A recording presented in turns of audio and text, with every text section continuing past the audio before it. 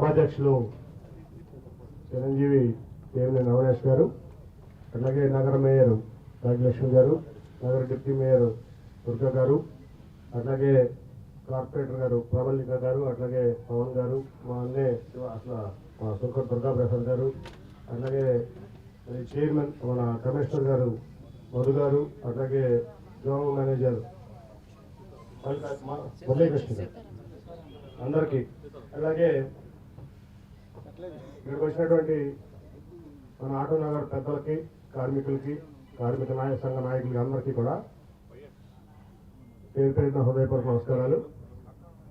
నాకు చాలా ఆనందం ఉంది ఈరోజు. ఎందుకంటే ఈ విజయవాడ ఆటో నగర్ అంటే నాకు తెలిసి ఏషియాలోనే బిగ్గెస్ట్ ఆటన్నారు. ఆ రోజు మన పెద్దలు మరి ఇక్కడ ఉన్నటువంటి పరిస్థితుల్లో ఈ రవాణా రంగం పంజాబ్ తర్వాత తమిళనాడులో సేలము, తర్వాత విజయవాడ మాత్రమే ఈ రవాణా రంగానికి ముఖ్య పట్టణాలు ఈ దేశంలో అని చెప్పి గుర్తించి మరి ఆ రోజుల్లోనే ఎంతో విజన్తో 1966లో అంటే ఇప్పుడు దాదాపు ఆల్మోస్ట్ లైక్ 70 years అంతేగా, 66లో ఫౌండేషన్, యాక్చువల్ ఫౌండేషన్ అప్పుడు రీజన్ అప్పుడు అనమాట. ఆ రోజు జవహర్లాల్ నెహ్రూ గారితో ఫౌండేషన్ తీసుకోవడం, మన ఆ రోజులో మరి రామ్మోహన్ రావు కానీ, మన రాఘవయ్య గారు కానీ, అట్లాగే చాలా మంది పెద్దలు పేరు చెప్పుకుంటుంటే ఆ రోజు వెటనరీస్ వీళ్ళంతా మరి ఆ రోజు వాళ్ళ యొక్క ఆలోచనతో పుట్టినటువంటి ఆటో నగరం. ఆ రోజు మా తాతగారు కూడా దీంట్లో కొంత మరి ఆయన పాత్ర కూడా ఉంది. అట్లాగే మరి అనేక సంవత్సరాలుగా ఈ ఆటో నగరం డెవలప్ అవుతా వచ్చింది, అట్లాగే కొంత వెనక్కి వెళ్తూ కూడా వచ్చింది. అట్లాగే ఇప్పుడు మన దుర్గా ప్రసాద్ గారు నా దగ్గరికి వచ్చి అనేక పనులు, నేను ఎంపీ అయిన మొదటి నుంచి కూడా మొదటి రోజు నుంచి 2014 అడుగుతుంటే నా ఆటో నగరం, నేను రవాణా రంగం, నా ఆటో నగరం ఈ రెండు కూడా నా ప్రాణంతో సమానం. అట్లాగే నాకు విజయవాడ అంటే నాకు చాలా పిచ్చి, ఒక రకమైన పిచ్చి. కాబట్టి ఈ నగరం అంటే నాకున్నటువంటి ప్రేమతో నేను ఏదైనా చేస్తానని చెప్పి అనేక కార్యక్రమాలు చేశాం. ఫైనల్గా వచ్చిన దగ్గర ఆ రోజు ఎందుకో తెలియదు 5 yearsలో ఈ వాటర్ ట్యాంక్ మిస్ అయింది. తర్వాత మళ్ళీ నేను రెండోసారి ఎంపీ అయినప్పుడు ఈ వాటర్ ట్యాంక్ గురించి 6 లక్షల కెపాసిటీ వాటర్ ట్యాంక్ కావాలి, ఈ ప్రాంతం అంతా కూడా వాటర్ కనెక్షన్ లేదు. నేను ఆశ్చర్యపోయాను ఎందుకు ఇవ్వట్లేదని. వెంటనే సరే నేనేమో అప్పుడు అపోజిషన్లో ఉన్నాను, తెలుగుదేశం పార్టీలో ఉన్నా. మరి ఏం చేయాలని అనుకున్నప్పుడు సరే నా ఎంపీ నిధుల నుంచి ఇస్తాను, ఎంత అవుతుందో ఎస్టిమేట్ ఏమంటే ఆ ఎస్టిమేట్ ప్రకారం నా అందుబాటులో ఈ వాటర్ ట్యాంక్ ఉండడం నిజంగా నా అదృష్టం. ఎందుకంటే గ్రౌండ్ లెవెల్ నుంచి వచ్చిన ఫీడ్బ్యాక్ బట్టే మేము పనిచేయగలం. అవినాష్ అయినా, నేనైనా, ముఖ్యమంత్రి గారైనా, ప్రధానమంత్రి గారైనా కింద మాకు ఇది రిక్వైర్మెంట్ ఉంది ప్రజానీకానికి, పబ్లిక్ అని మాకు తెలిస్తేనే మేము దాన్ని, ఎందుకంటే ప్రతి సందులో బదులో మేము ఇది చూడలేం. అట్లా ఆటో నగర్ ఇష్యూస్ ఎప్పటికప్పుడు మన ఈ టెక్నిక్ అసోసియేషన్స్ ద్వారా కానీ, మన ఐలా ద్వారా కానీ అందరూ నాకు ఎప్పటికప్పుడు చెప్పడంతో చాలా వరకు చేసాం. ఇది కూడా నా ద్వారా జరగటం. అట్లాగే దాదాపు 2,30,00,000 మన ఫండ్ నుంచి, అట్లాగే ఐలా నుంచి దాదాపు ₹1,00,00,000 దానికి మన అవినాష్ కూడా చాలా సహకరించాడు.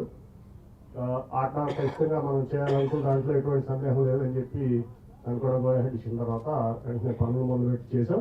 పనులు పూర్తి చేసిన ఐలాకి, ఐలా ఇంజనీర్స్కి, కాంట్రాక్టర్స్కి అందరికీ కూడా కృతజ్ఞతలు. అట్లాగే నేను ఎప్పుడు చాలా ముందు చూస్తూ ఆలోచిస్తూ ఉంటాను.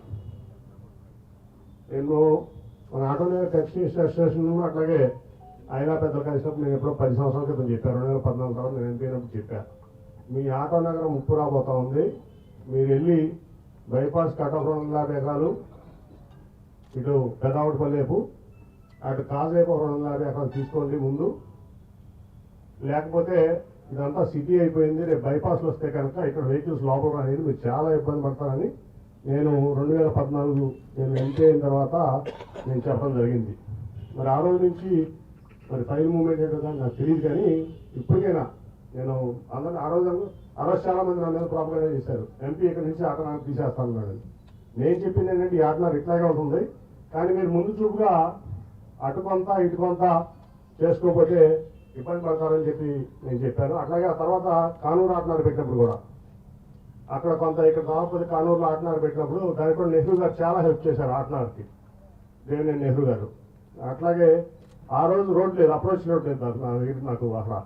అప్పుడు మన సూర్యమేశ్వరి గారు అందరూ ఉన్నారు, అప్పుడు దివాకర్ గారు, సూర్యమేశ్వరి గారు, మన శంకర్ ప్రసాద్ గారు అందరూ వస్తే నా సొంత స్థలం నుంచి ఇప్పుడు నా ఇంటి ముందు ఉంది స్థలం 2 ఎకరాలు నేను బాండ్ కూడా తీసుకోకుండా రాసిచ్చాను ఆటోనగర్కి. ఇవాళ దాని విలువ మీరు చూస్తే ₹1,00,000 గజం అసలు. అంటే దాదాపు 100 కోట్లు వాడు నా ఆస్తి అది. ఎందుకంటే నాకు చెప్తున్నా కదా, ఈ రవాణా రంగం దీంట్లో సంపాదించుకున్నాం మా తాతగారి నుంచి మేము వరకు. దీంట్లో పుట్టాం, దీంట్లో పెరిగాం. ఆటోనగరం అట్లాగే ఈ నగరం, ఈ 3 ఇంట్రెస్ట్ నాకు. అప్పుడు నేను ఎంపీని కాదు, ఏం కాదు. 2002లోనో 2003లోనో ఇది. ఇవాళ ఆ విలువ చూస్తే, మార్కెట్ విలువ చూస్తే ఇవాళ మినిమం 70 కోట్ల నుంచి 100 కోట్ల ఆస్తి వాళ్ళ ఆ రోడ్లోనే అన్నీ వెళ్తున్నాయి. ఇది ఆటోనగరే కాదు, మొత్తం ఇప్పుడు బందర్ రోడ్డు అట్లా ఏలూరు రోడ్డు కనెక్టివిటీ కూడా మెయిన్ ఆ రోడ్డే వాడుతున్నాం ఇప్పుడు. సో నేను నిస్వార్థంతో ఆ రోజు చేసిన పని ఇవాళ కొన్ని లక్షల మందికి రవాణా రంగానికి ఆ రోజు వాళ్ళ తాను ఆటనగర్ కానీ ప్రజానీకానికి కానీ ఉపయోగపడుతుందంటే చాలా ఆనందం. కొన్ని ఆనందాలు డబ్బుతో కొనలేము. 1,00,000 కోట్లు ఇచ్చినా చిన్న చిన్న ఆనందాలు రావు. నేను నా పుట్టిన ఊరికి ఒక కనకరు సేవ తెచ్చుకున్నాను, పెన్షన్లు సేవ తెచ్చుకున్నాను, ఆటోనగర్ ఒక ట్యాంక్ ఇచ్చాను, నా ఆటోనగర్ కార్మి దీనికి ఒక రోడ్డు ఇచ్చాను అంటే నాకు చాలా ఆనందం, గర్వంగా ఉంటుంది నాకు. సో అట్లా నేను అనేది ఏంటంటే ఈ ఆటోనగర్ ఇక్కడే ఉంటుంది. కాకపోతే మీరు వెంటనే అవినాష్ సమర్థుడు, మంచి వాళ్ళు చాలా మంది ఉంటారు, సమర్థుడు కూడా కావాలి. నేను చెప్పేది చాలా క్లారిటీగా చెప్తున్నా, సమర్థుడు. అట్లాగే నేను సమర్థుడినే, మీకు అందరూ తెలుసు. మా ఇద్దరి కాంబినేషన్లో మంచితనం మనకు పనులు అవ్వవు. మా ఇద్దరి కాంబినేషన్లో రేపు రాబోయే రోజుల్లో చాలా మార్పులు చేతులు వస్తాయి. ఎవరు ఊహించినంత మార్పు చేతులు. ఏదైనా కానీ ముఖ్యమంత్రి గారి దగ్గరికి వెళ్ళి సాధించి తెచ్చే సమర్థత అవినాష్కి ఉంది. అలాగే ప్రధానమంత్రి దగ్గరికి వెళ్ళి సాధించి తెచ్చే సమర్థత నాకు ఉంది. నేను చూశాను మధ్యకాలంలో మహానాడు రోడ్డు చుట్టుపక్కల తిరుగుతాయి, అన్ని రోడ్లు వేస్తారు పేమెంట్తో సహా. అభివృద్ధి అనుకుంటాను ఎంత డబ్బు వచ్చినట్టు అవినాష్ తీసుకొచ్చాడు. ఎవరంటే అవినాష్ తీసుకొచ్చాడు. అవినాష్ తీసుకొచ్చాడు. సరే ఒక రోజు మా రాము వచ్చి మన అప్పటి రోడ్డు బాగా మహానాడు రోడ్డు మన ఆఫీస్కి వెళ్ళే రోడ్డు అంటే అవినాష్ దగ్గరికి వెళ్ళారా, నన్ను ఎందుకు వెళ్తున్నాం అంటే అవినాష్ వేయించాడు రోడ్డు. నేను అప్పుడు తెలుగుదేశం, ఇప్పుడు 40లో తెలుగుదేశం పార్టీలో ఉన్నాను అనుకోండి, మరి అవినాష్ వేయించాడు. నా ఆఫీస్కి వెళ్ళే రోడ్డు మా రామోడికి అవినాష్ వేయించాడు. సో మంచితనమే డౌట్ లేదు, మంచిగా ఉండాలి. అట్లాగే సమర్థత లేకపోతే మంచితనం ఉండి ఉపయోగం లేదు. మీ అందరికీ అర్థమైంది అనుకుంటా. పెద్దలో నారాయణ ప్రసాద్ గారికి నేను క్లియర్గా చెప్తున్నా, రేపు రాబోయే రోజుల్లో ఈ ఈస్ట్ కాన్స్టిట్యున్సీకి మేమిద్దరం ఒక రక్షణ అందరూ అర్థం చేసుకోవాలి. నా మాటలో నిరాహార అర్థాలు ఉన్నాయి. కాబట్టి ఖచ్చితంగా అవినాష్ని గెలిపించాలి. నన్ను ఎట్టాగా ఆటోమేటిక్ గెలిపిస్తా, దాంట్లో డౌట్ లేదు. అవినాష్ని అడిగి ఖచ్చితంగా భారీ మెజార్టీతో గెలిపిస్తే మనకు అన్ని రకాలుగా సమర్థుడు, రక్షణ కూడా. నేను ఒక రక్షణ, ఆయన ఒక రక్షణ, డబల్ వాల్ అనమాట. మేము డబల్ రిటైనింగ్ వాల్ మీ అందరికీ. అట్లాగే ముందు మీరు ఆటనగరు నేను ఇప్పుడు నేను చెప్తాను, అవినాష్ని తీసుకెళ్ళి ముఖ్యమంత్రి గారి దగ్గర తీసుకెళ్తే ఆటో 250 300 అడగండి. ఆటోకి అడగండి, ఇప్పుడు అడగండి స్వామి. అవినాష్ని తీసుకెళ్ళి అడగండి. మేయర్ గారు వస్తారు, అవినాష్ వస్తారు, వెళ్ళండి. నేనంటే కొత్త సీఎం గారికి మీరు వెళ్ళండి, మీరు చేపించుకోండి, అవుతుంది పని. మీరు విజన్తో ఆలోచించాలి. పాత రోజుల్లో పెద్దలు ఎంత విజన్తో ఆలోచించాలి. ఆటనారు అసలు ఎక్కడ ప్రపంచంలో ఉంది ఆటనారు. ఆ రోజు దాదాపు 70-80 ఏళ్ల క్రితం వాళ్ళు ఆలోచించబట్టి మనందరం ఇక్కడ ఫుడ్ తింటున్నాం. మీరు ఎందుకు ఆలోచించలేదు? నేను చెప్పి 10 ఏళ్ళు అయింది మీకు. మీరు ఇంకా ట్రాఫిక్ లో ఇబ్బంది పడతారు, పోలీసు అటు అంటారు, పోలీసు ఇటు అంటారు అంటున్నారు తప్ప మీరు నాటనాలు వేస్తున్నారు. ఎందుకంటే మీకు రేపు వెస్ట్ బైపాస్ అయిపోతుంది, ఈస్ట్ బైపాస్ అవుతుంది. నగరంలో లారీలు రాని రోజు నేను అవినాష్ సెక్రటరీ చెబుతాం పోలీస్ కమిషనర్కి. ఇక్కడ ఉపాధి అప్డేట్ ఉంది. అంటే ఎవల్యూషన్ చూసుకోవాలి మీరు.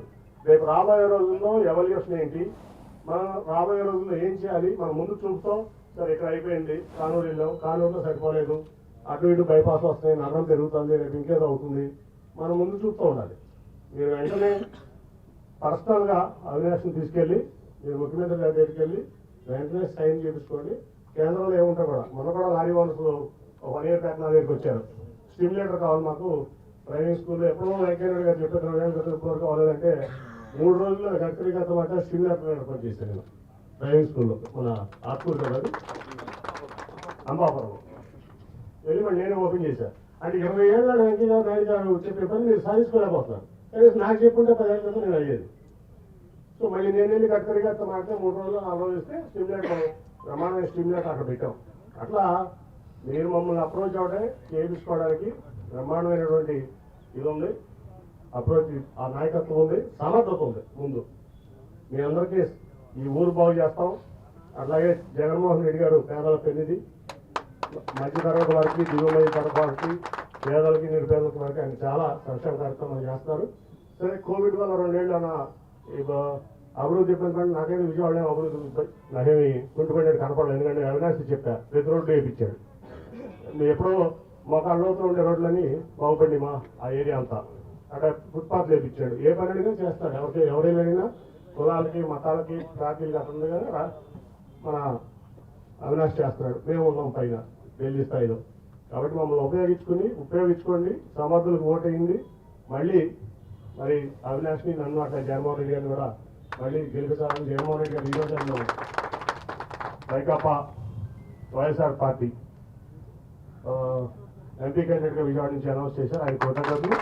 అలాగే మీరు అందరూ కూడా ఖచ్చితంగా వైకాపాని సపోర్ట్ చేయాలి.